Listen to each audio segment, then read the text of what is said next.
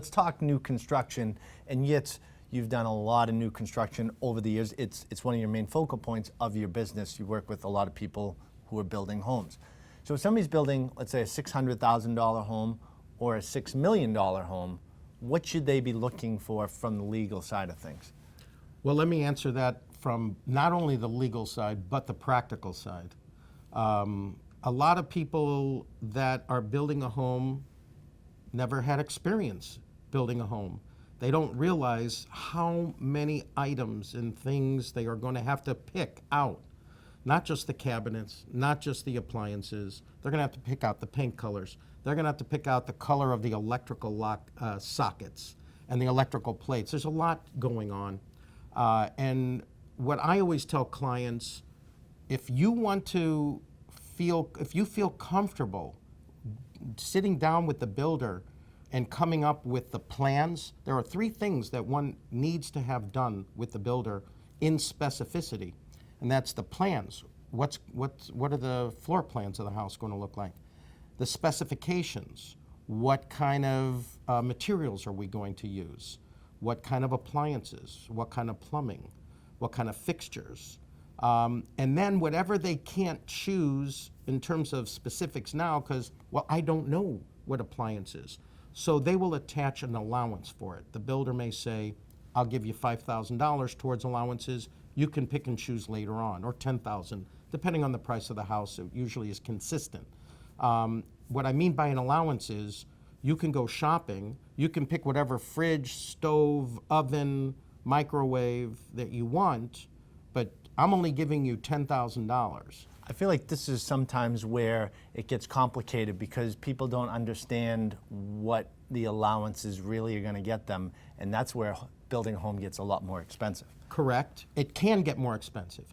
And that's where I was heading to, was the fact that I do suggest to clients, and some of them take me up on it, some of them don't, that they hire a separate consultant, whether it's another builder or an architect, that can help them navigate through the plans, specifications, and allowances to make sure they're getting value for their money.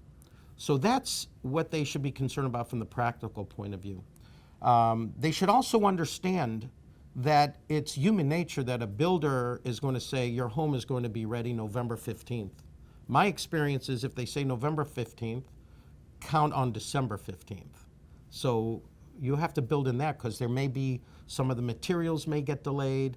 Their sub-workers couldn't make it for a week in a row. Anything can happen. And living in the greater Boston area, weather plays a role as well. That's a very good point. Weather plays a big role. From the legal perspective, I find that my job is to protect the client on a number of levels, as you would in any purchase. But the one, I'd say, critical and unique factor when it comes to the new construction is what event is going to trigger that my client has to come to the closing table, has to close. We can't go on forever and say, no, I'm waiting for the house to be perfectly finished. And the way I do that is I build it into an objective figure. If there's $5,000 worth of items to be completed, we will still close because it's more than substantially complete. But I will want to hold money in escrow to give the builder incentive after closing to continue to finish off what we call punch list items. So there's a lot of moving parts with new construction. You need to have your A-team together.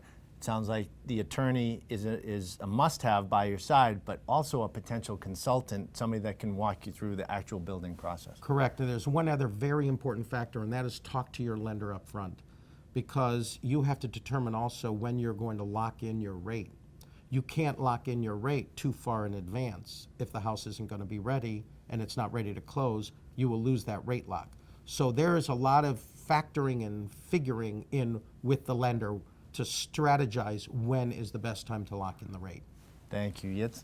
And if you're building a home in the greater Boston area and would like to connect with Yitz and his team directly for real estate advice, you can go to his website at gmlawllp.com. And remember, we have more real estate tips and market updates right here on our page on Real Estate Talk.